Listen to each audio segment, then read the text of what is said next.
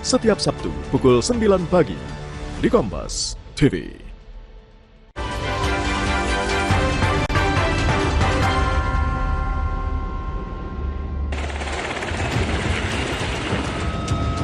But the blockade is going to remain.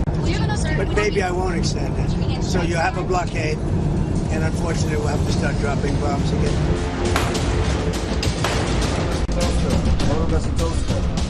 Vacate your internet. خب اگر اینجا تنگه هست ما هستیم و همه اونهایی که از اینجا میخوام برن همه برن ما نریم مگه این امکان پذیره؟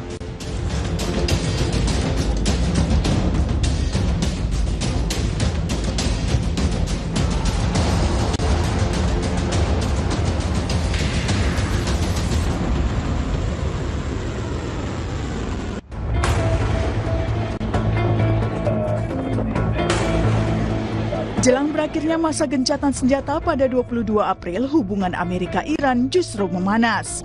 Kapal perusak Amerika Serikat dilaporkan menembak dan menyita sebuah kapal kargo berbendera Iran di Teluk Oman karena diduga menghindari blokade. Dari rekaman yang dirilis oleh Departemen Perang Amerika Serikat di platform media sosial X pada Senin, sejumlah helikopter dari USS Tripoli terlihat lepas landas saat dikerahkan oleh CENTCOM. Terlihat pula bagaimana pasukan marinir Amerika Serikat itu mencegat dan merebut kapal kargo Tosca. Kapal Iran tersebut dianggap mengabaikan perintah peringatan untuk segera menghentikan kapal saat berupaya berlayar menuju pelabuhan Bandar Abbas di Iran. Menteri Energi Amerika mengatakan Trump menggunakan segala cara yang dia bisa untuk mengakhiri konflik dengan Iran. And to get leverage over the regime to bring this conflict to an end. He's a creative negotiator. He uses pressure in different ways. He uses uncertainty in different ways. I think we'll have a nice end to this conflict and have the Middle East finally not have a constant terror, a constant risk over the regimes in the area, the economies in the area, and ultimately the flow of goods through the Straits of Hormuz.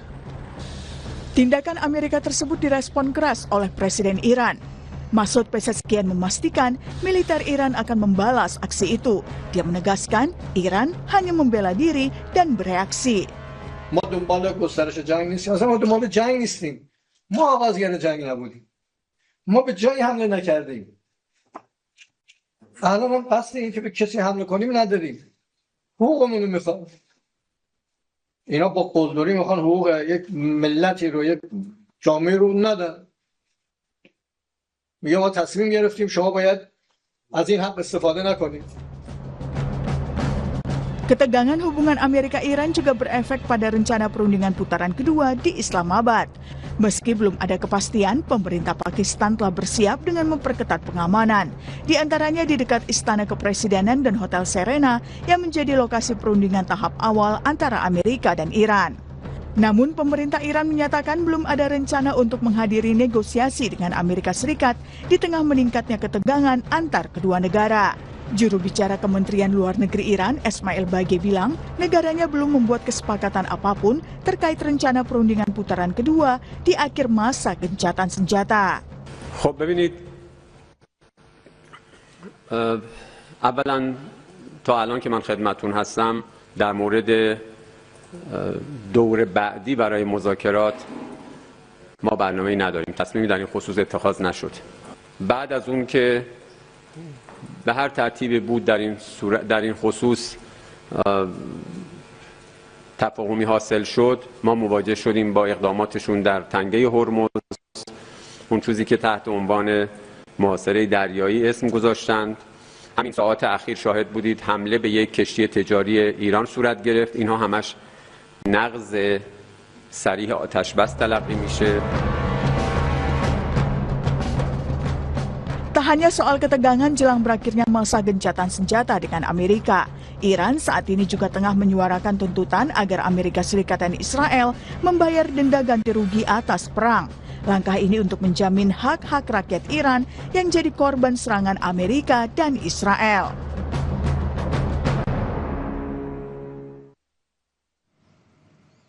Selamat pagi saudara, Anda menyaksikan Breaking News Kompas TV bersama saya Adisti Larasati. Saudara, Ketua Parlemen Iran mengecam blokade yang dilakukan militer Amerika Serikat di Selat Hormuz. Ia menggambarkannya sebagai keputusan yang ceroboh dan tidak bijaksana. Menurutnya, masyarakat internasional menggunakan perairan tersebut demi kepentingan ekonomi, namun Amerika Serikat datang justru membuat ulah dengan memblokir kapal-kapal yang keluar dan masuk pelabuhan Iran.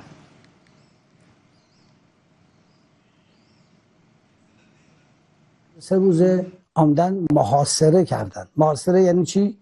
یعنی همه بیان برن ایران نره. عجب تصمیم ناشیانه و نادانی و احمقی. خب اگر اینجا تنگه هست، ما هستیم و همه اونهایی که از اینجا میخوان برن همه برن، ما نریم، مگه این امکان پذیره؟ این هم اشتباه رو اشتباه. Sementara media pemerintah Iran merilis video yang menunjukkan kondisi terakhir di Selat Hormuz. Kapal-kapal masih tidak bisa melintas di jalur perairan yang penting tersebut.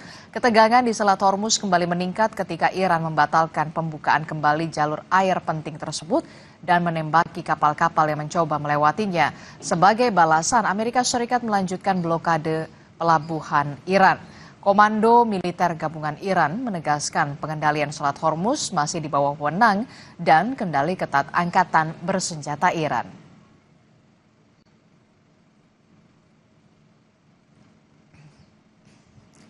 Gencatan senjata Amerika Serikat Iran segera berakhir, namun perundingan jilid 2 di Pakistan yang dinantikan terancam batal karena ulah Amerika menangkap kapal kargo Iran. Untuk mengulasnya, kita akan terhubung melalui sambungan daring dengan Profesor Muradi yang merupakan Guru Besar Ilmu Politik dan Keamanan dari Universitas Padjadjaran. Selamat pagi, Prof. Muradi. Pagi Mbak Adisti, selamat pagi, Assalamualaikum warahmatullahi wabarakatuh. Ya, Waalaikumsalam warahmatullahi wabarakatuh. Nah, ini kan kita tahu ya, akan ada negosiasi jilid 2 begitu yang akan dilakukan pada pekan ini. Tapi kita lihat Amerika Serikat dan juga Iran ini semakin memanas setelah adanya insiden Tosca.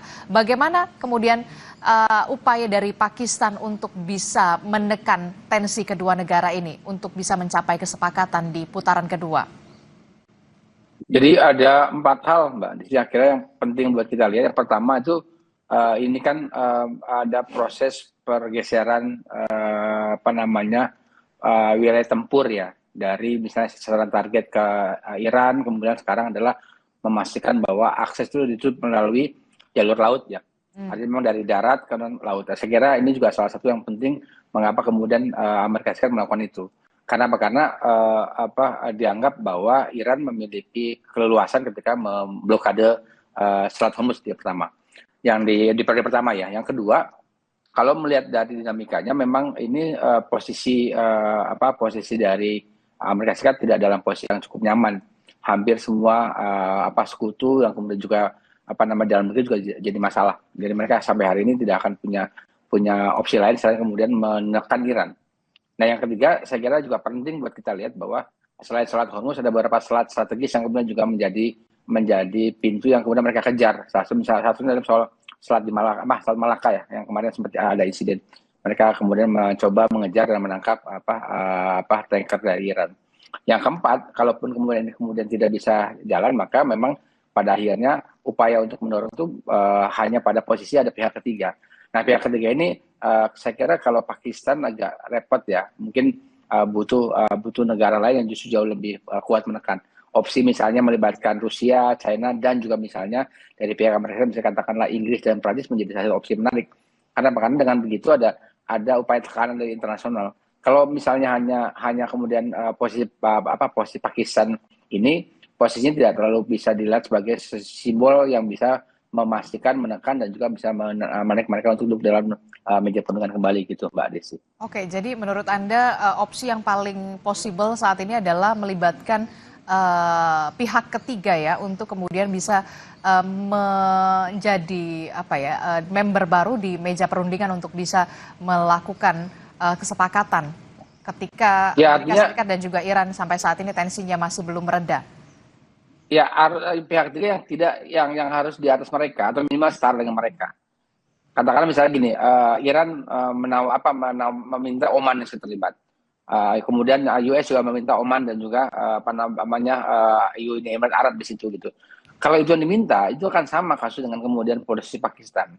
Jadi tetap harus melibatkan negara yang minimal itu setara dan atau misalnya dianggap punya kekuatan yang bisa menekan mereka berdua ini. Kalau tidak, saya meyakini betul bahwa siapapun, katakan apakah ke Oman, kemudian ke Dubai, bisa atau bahkan ada wacana menggunakan dengan melibatkan Turki gitu. Tapi kedua negara ini kan dalam posisi tidak cukup bisa dianggap di atas atau setara dengan US ya. Artinya memang usul Iran untuk melibatkan Rusia atau China, saya kira menarik untuk kemudian menjadi opsi lain selain kemudian memaksakan mereka duduk dalam dua perundingan nanti dipakai di Islamabad. Artinya memang akan ada pihak ketiga lain. Apakah misalnya Iran minta Rusia masuk, kemudian Amerika Serikat meminta misalnya siapa, katakanlah, let's say misalnya kalau misalnya dikatakan punya yang lain, misalnya katakanlah negara sekutu yang lain, apakah Inggris dan sebagainya begitu, Mbak Desi. Oke. Kalau boleh memilih begitu, siapa yang paling berpotensi untuk bisa menjadi pihak ketiga antara Tiongkok dan juga Rusia, dan bagaimana peran mereka nantinya di kesepakatan atau di negosiasi di putaran kedua ini?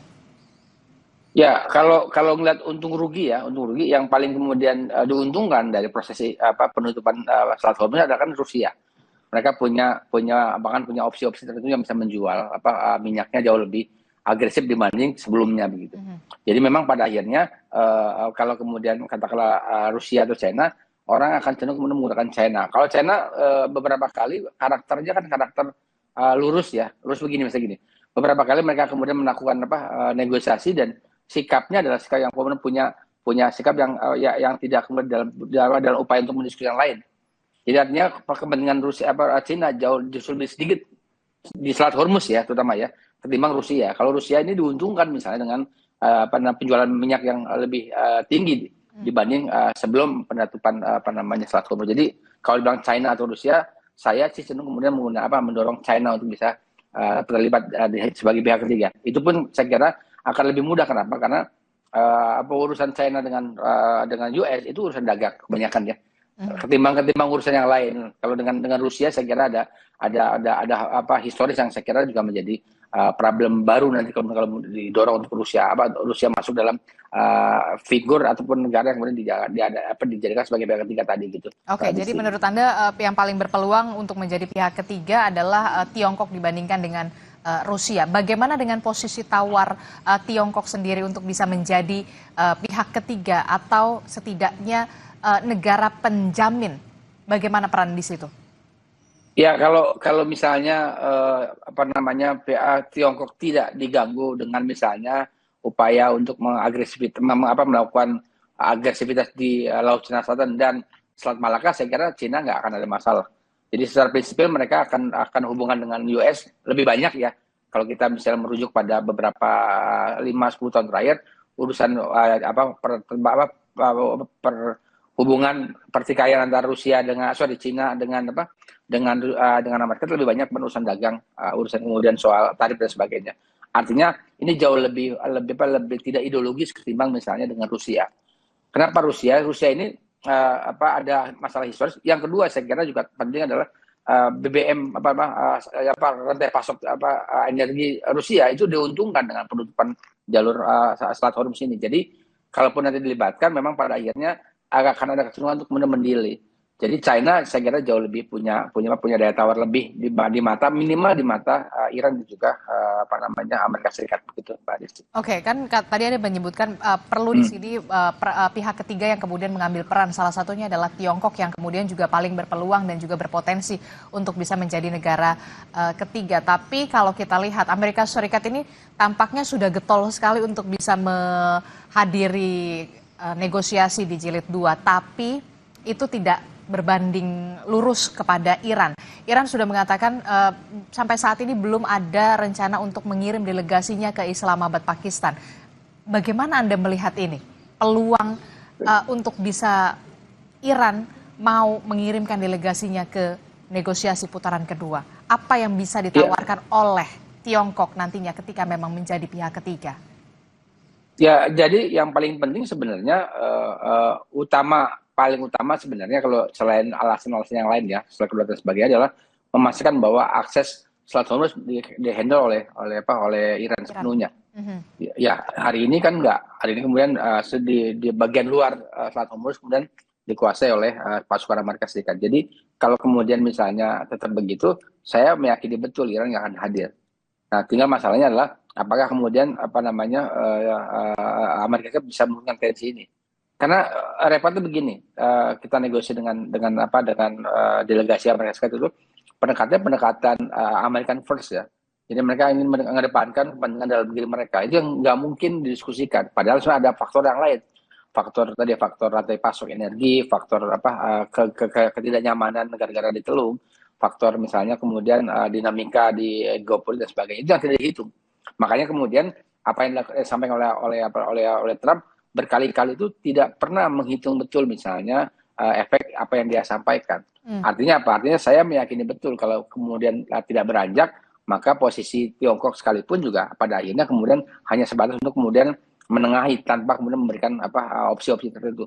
Opsi yang paling penting sebenarnya buat Iran adalah minimal saja adalah penguasaan Selat Hormuz itu jauh lebih dominan ketimbang yang silakan dilakukan Amerika Serikat. Dari situ artinya apa? Artinya ada niat baik.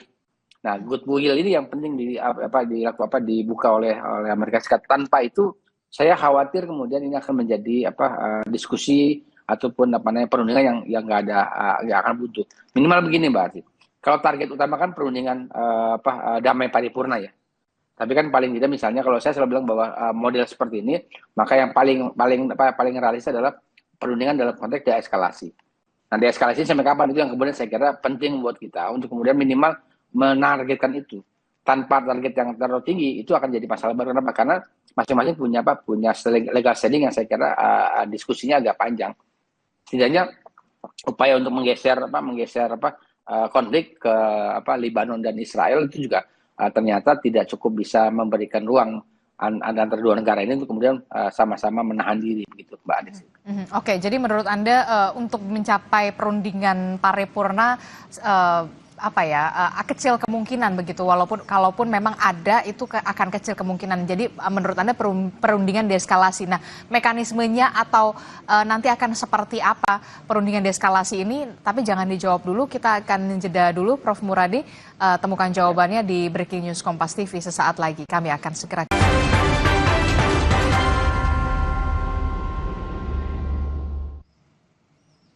Terima kasih Anda masih bersama kami dalam Breaking News Kompas TV. Saudara, pemerintah Pakistan menyiapkan prasarana perundingan putaran kedua antara Amerika Serikat dan Iran di Islamabad.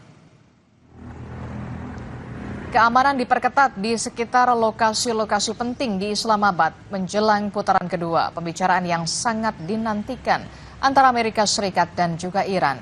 Personil bersenjata ditempatkan di dekat Istana Kepresidenan dan Hotel Serena yang jadi lokasi perundingan tahap awal antara Amerika Serikat dan Iran. Pos pemeriksaan didirikan dan kendaraan digeledah.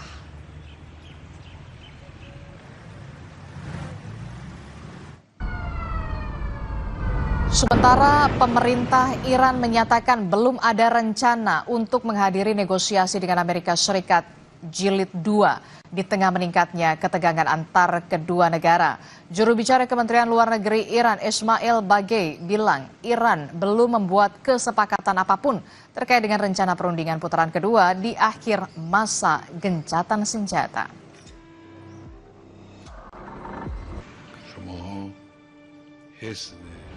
خب ببینید اولا تا الان که من خدمتتون هستم در مورد دور بعدی برای مذاکرات ما برنامه‌ای نداریم. تصمیمی در این خصوص اتخاذ نشد. بعد از اون که به هر ترتیبی بود در این خصوص تفاهمی حاصل شد، ما مواجه شدیم با اقداماتشون در تنگه هرمز، اون چیزی که تحت عنوان محاصره دریایی اسم گذاشتند. همین ساعات اخیر شاهد بودید حمله به یک کشتی تجاری ایران صورت گرفت. اینها همش نقض صریح آتش بس تلقی میشه. Sementara itu, saudara menyuarakan tuntutan agar Amerika Serikat dan Israel membayar denda ganti rugi atas perang. Ketua Mahkamah Agung Iran memerintahkan Jaksa Agung Iran, Wakil Menteri Urusan Internasional, Sekretaris Hak Asasi Manusia, dan Kepala Pusat Pengacara, serta penasihat lembaga peradilan untuk mengambil semua langkah yang diperlukan guna menjamin hak-hak rakyat Iran yang jadi korban serangan Amerika Serikat dan juga Israel. در استیفای حق مردم چه در داخل کشور چه در خارج از کشور باید نهایت تلاش رو داشته باشیم. دادستان محترم کل کشور، معاون محترم امور بین‌الملل و دبیر حقوق بشر و همچنین رئیس مرکز وکلا و کارشناسان. Amerika Serikat dan juga Iran kian memanas. Lalu bagaimana dengan nasib dari kesepakatan? Apakah akan kandas? Kita akan tanyakan kepada Profesor Muradi. Melanjutkan dialog kita, Prof. Muradi. Prof, ini kalau kita lihat kan ada peluang opsi untuk bisa melibatkan pihak ketiga, yakni Tiongkok untuk bisa melakukan negosiasi bersama dengan Amerika Serikat dan juga Iran. Tapi kemudian apakah ada juga opsi lainnya? Salah satunya adalah perpanjangan gencatan senjata. Seberapa besar efektifnya perpanjangan gencatan senjata untuk bisa menekan tensi kedua negara? Ya, gencatan senjata itu dimungkinkan kalau kemudian misalnya memang Iran delegasi Iran nggak hadir. Begitu nggak hadir, memang pada akhirnya ada beberapa opsi ataupun beberapa syarat yang memang belum sampai bisa dipenuhi oleh Amerika Serikat. Katakanlah begini, yang paling simpel sebenarnya, utama dan pertama saya kira begini, delegasi Iran akan berpikir untuk datang ke Islamabad kalau kemudian Amerika Serikat punya niat baik untuk misalnya memberikan kendali penuh dan kedaulatan maritim di Selat Hormuz. Itu poin pertama saya kira. Kalau itu kemudian dilakukan, saya kira delegasi Iran last minute akan hadir. Tapi kalau ternyata kemudian misalnya itu tidak dilakukan, saya cenderung melihat bahwa opsi-opsi ceasefire itu menjadi salah satu yang opsi terakhir ya. Artinya dia kenakan 3 bulan, mungkin nanti naik 2 bulan, naik lagi kemudian 3 bulan dan seterusnya. Sampai pada level itu, saya kira kita akan mendorong keduanya melakukan deeskalasi konflik. Nah, deeskalasi konflik itu bisa kemudian dalam bentuk misalnya 6 bulan sampai mungkin 1 tahun. Tapi kita akan terus dibayang-bayangi oleh situasi yang tidak terlalu nyaman, terutama misalnya soal rantai pasok energi. Ini yang saya kira concern kita di banyak negara, kita masuk Indonesia adalah bagaimana rantai pasok energi tidak terganggu. Hari ini misalnya di BBM kita naik, di banyak negara naik, dan kemudian menjadi problem yang serius. Nah, kalau hanya deeskalasi saja dalam waktu 6 bulan, makan 1 tahun, itu akan menjadi salah satu situasi di mana kendali atas rantai pasok energi itu akan tidak bisa kita handle oleh masing-masing negara. Karena apa? Karena ketergantungan dari konflik ini. Artinya apa? Artinya kita punya kepentingan untuk kemudian mendorong mereka duduk bersama-sama dalam posisi yang minimal sekali misalnya adalah perdamaian yang memang saling menguntungkan. Nah, saling menguntungkan itu saya kira akan dilihat oleh delegasi Iran dengan misalnya mereka melepas kendali Selat Hormuz untuk sepenuhnya dikendalikan oleh tentara Iran di maritimnya Iran begitu. Oke, tapi kemudian seberapa besar peluangnya delegasi Iran di last minute untuk bisa hadir di negosiasi putaran kedua ketika memang Amerika Serikat akhirnya melunak untuk bisa mengatakan Selat Hormuz tetap di bawah kendali dari Iran? Ya, jaminan dari pihak ketiga. Diplomasi pihak ketiga ini yang penting juga untuk Iran diyakinkan. Karena kalau enggak, sama seperti karena misalkan mereka datang kemarin, ternyata mereka kekeh ngotot begitu ya dengan apa yang mereka mau, Amerika Serikat mau. Jadi akhirnya datang nggak ada diskusi apa-apa. Akhirnya Pak Iran datang hanya menghormati pengundang katakanlah Pakistan. Jadi seberapa penting jaminan dari pihak ketiga untuk memastikan Amerika Serikat memberikan melepas kendali terhadap Selat Hormuz. Kalau tidak, Mbak, saya meyakini betul nggak akan hadir. Karena apa? Karena dengan kondisi itu ya saya kira semua pada akhirnya akan melihat bahwa posisi yang kemudian dilihat sebagai yang tidak terlalu nyaman dengan mengarah ke perundingan damai itu adalah Amerika Serikat. Artinya secara prinsipil saya ingin mengatakan bahwa pola pendekatan Amerika kita harus berubah. Kalau mereka mau menang sendiri, saya kira diskusinya kemudian akan panjang dan akan tidak terlalu nyaman oleh negara lain begitu, Mbak Adis. Oke, jadi menurut Anda memang peran krusial dari pihak penjamin, dalam hal ini adalah negara penjamin yang tadi Anda sebutkan, yang paling berpeluang adalah Tiongkok, sangat benar-benar krusial di masa tensi yang Amerika Serikat dan juga Iran masih memanas sampai saat ini, bahkan lebih memanas begitu ya, walaupun lagi ceasefire. Ya, jadi gini, kalau skenario tersoft ya, terlunak itu adalah deeskalasi. Saya menduga misalnya dalam hitungan 2-3 bulan ada deeskalasi. Tapi konflik perangnya masih ada. Itu akan membayang-bayangi kita sebagai negara yang bergantung pada impor energi. Ya, bukan cuma Indonesia, ada beberapa banyak negara. Yang kedua, skenario kedua adalah ada proses perundingan yang sifatnya mengarah pada penyelesaian damai.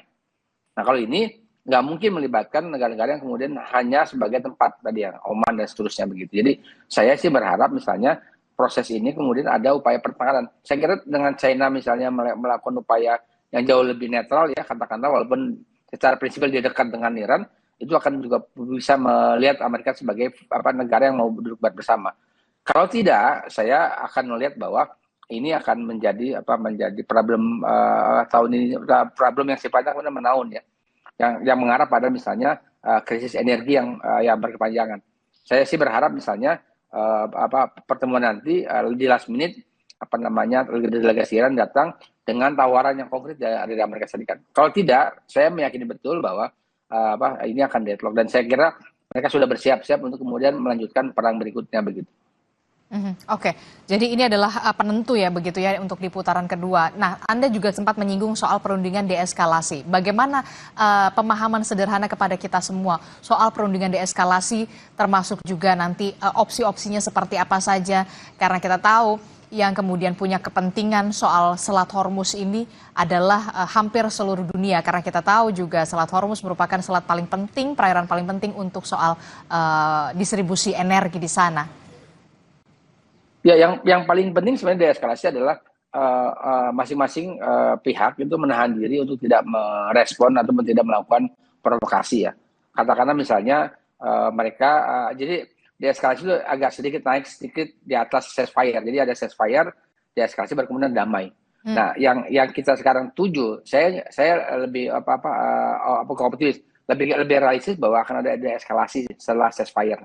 Jadi ceasefire, gencatan senjata, kemudian deeskalasi. Deeskalasi ini situasi yang kemudian masing-masing negara sudah mulai menurunkan tensi, menahan diri, tidak kemudian merespon dan sebagainya. Jadi mereka akan berada dalam posisi saya jemput status quo yang memang pada akhirnya secara perlahan mengarah pada misalnya perdamaian secara paripurna begitu, Mbak. Jadi apa indikasi simpel? Mereka kemudian menahan diri, katakan begini, di Selat Hormuz saja misalnya kendali mereka melepas, kemudian menjauh. Kemudian Iran juga membuka Selat Hormuz untuk pelayanan komersil misalnya. Dan kemudian yang ketiga misalnya negara-negara yang kemudian dianggap punya kecenderungan dekat dengan masyarakat pelan-pelan kemudian juga tidak menyokong secara penuh ya. Katakan misalnya beberapa list negara yang kemudian ada dalam listnya pemerintahan Iran, terutama di negara-negara Teluk, yaitu kan pelan-pelan juga kemudian mengurangi tensi untuk kemudian tidak terlibat dan sebagainya. Jadi tahapan-tahapan itu akan diperkuat dengan adanya perundingan tahap putaran kedua. Nah, kalau ternyata itu bisa dilakukan, saya kira kita akan lihat mungkin 3-6 bulan ke depan. Jadi ada eskalasi bisa bertahap ya, mungkin 3 bulan dulu kita lihat, 6 bulan kemudian pada akhirnya perundingan yang sifatnya terbatas. Jadi kalau misalnya sampai pada level perundingan damai itu ada perundingan terbatas. Apa itu perundingan terbatas? Perundingan kemudian mereka bertarget dalam kurun 1 tahun akan ada misalnya upaya untuk kemudian saling memahami satu dengan yang lain. Saya kira kalau kemudian misalnya kita bisa naik mengarah pada deeskalasi, saya sih optimis bahwa berikutnya akan ada tahapan yang lebih strategis di antara kedua negara. Paling tidak kita sebagai negara yang kemudian bergantung pada ekspor impor minyak dan juga puluhan mungkin ratusan negara itu kemudian tidak terjebak dengan bayang-bayang krisis energi kalau kemudian ini konflik ini berkelanjutan gitu, Mbak Adis. Oke, ini yang kemudian ditakutkan atau dikhawatirkan setiap negara, krisis energi yang berkepanjangan. Apa yang bisa dilakukan oleh negara-negara di dunia? Jangan sampai kemudian krisis energi ini berkepanjangan, diplomasi semacam apa atau keterlibatan semacam apa yang harus dilakukan oleh dunia untuk bisa berkontribusi dalam hal kesepakatan antara Amerika Serikat dan juga Iran. Tidak terbatas hanya soal menahan diri satu sama lain. Ya, yang utama sebenarnya karena tadi saya bilang politik Amerika Serikat politik American first ya. Jadi semua negara sudah abai. Sebenarnya kalau mau jujur saja, Amerika itu udah nggak punya teman kecuali Israel ya. Jadi kadang-kadang bahkan Korea, kemudian Jepang, bahkan kemarin Korea diprovokasi misalnya ada serangan dari Korea Utara gitu, atau misalnya kemarin sempat ada tentara Prancis gugur, itu buat saya itu adalah bagian dari provokasi untuk mereka terlibat. Ya, ini tidak berdiri sendiri. Jadi saya kira mereka berupaya untuk mengajak negara sekutu yang lama ya, sekutu lama itu kemudian ikut di dalamnya gitu.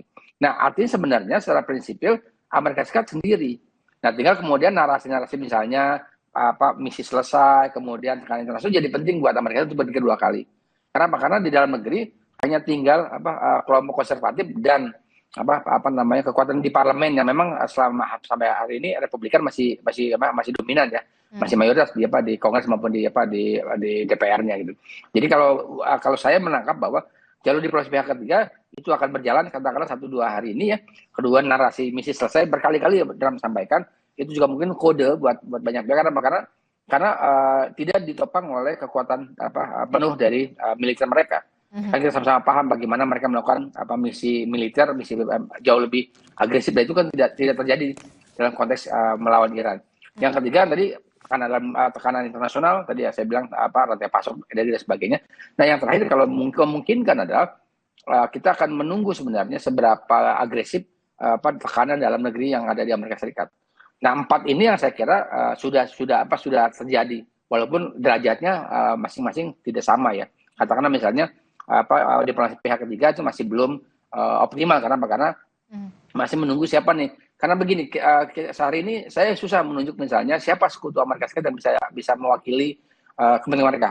Jawabannya nggak ada. Semua dilecehkan, di-downgrade oleh Trump. Inggris, Perancis, Jerman, Spanyol dan sebagainya. Nggak ada, hampir nggak ada negara lain. Jepang udah nggak mau. Korea juga seperti itu. Jadi memang pada akhirnya ya mereka akan mewakili dirinya sendiri. Nah, tinggal kemudian dari Iran, karena Iran juga sikapnya kaku ya, maka dia menunjuk pihak ketiga itu yang kemudian dianggap bisa diterima oleh Amerika Serikat juga. Nah, saya mengatakan antara Rusia dengan China itulah di China. Kenapa? Karena dia jauh lebih bisa diterima oleh Amerika Serikat dan juga diterima secara terbuka oleh Iran. Nah, artinya secara prinsipil saya menanggap bahwa selama kemudian Amerika Serikat kaku dalam proses negosiasi, saya khawatir kemudian ini hanya akan melanjutkan ceasefire berikutnya. Jadi nanti skenario ada ceasefire berikutnya, deeskalasi, kemudian perdamaian terbatas, baru kemudian perdamaian paripurna. Nah, 4 tahapan ini itu akan bisa diselesaikan tahapannya ketika kemudian Amerika Serikat mengurangi tensi untuk mendahulukan apa yang menjadi kepentingan mereka. Kenapa? Karena dunia ini kepentingannya bukan cuma Amerika Serikat, banyak kepentingan lain dan sebagainya. Jadi secara prinsipil saya kira itu yang harus dipahami oleh perspektif doktrinnya politik luar negeri Amerika Serikat. Tidak semata-mata mendahulukan mereka, tapi juga ada yang lain. Nah, yang lain ini pada akhirnya harus secara prinsipil itu dilibatkan. Saya agak unik misalnya gini. Saya agak curious misalnya soal kenapa kemudian Perancis dan Inggris memilih melakukan lobby-lobby untuk akses Strait Hormuz ketimbang mereka melibatkan diri dengan Amerika Serikat. Karena ketidaknyamanan terhadap posisi dari Donald Trump. Simpel itu sebenarnya. Kayak Perancis, Inggris itu kan ngomel, marah. Spanyol bahkan misalnya Jerman yang secara prinsipil diam, tapi juga mereka ngomel-ngomel kurang lebih mirip dengan Inggris dan juga Perancis. Artinya apa? Mereka tidak ingin membantu Amerika Serikat untuk kepentingan Amerika Serikat. Kalau mereka ingin membantu kepentingan Amerika Serikat untuk kepentingan dunia, mungkin mereka akan memikirkan 2 kali. Artinya apa? Artinya secara prinsipil itu yang kemudian tidak kita bisa sebutkan pihak ketiga dari pihak ketiga yang kemudian bisa menjadi bridging Amerika Serikat ke Iran. Kalau Iran kan kita bisa sebut ya 2 negara nih, Iran Rusia dengan China. US kita nggak nyebut siapa, hampir nggak ada. Mereka nyebut Oman jauh lebih tidak berdaya dan kutip ya dibandingkan Pakistan gitu kalau saya nyebutnya secara diplomasi. Artinya buat saya memang pada akhirnya China harus bisa kemudian meyakinkan Amerika untuk kemudian downgrade Kalau tidak ya kita yang tadi yang Mbak Adi sampaikan, dugaan saya skenario-nya adalah memperpanjang ceasefire, memperpanjang senjata ketimbang misalnya melakukan deeskalasi jauh lebih strategis begitu, Mbak Adi.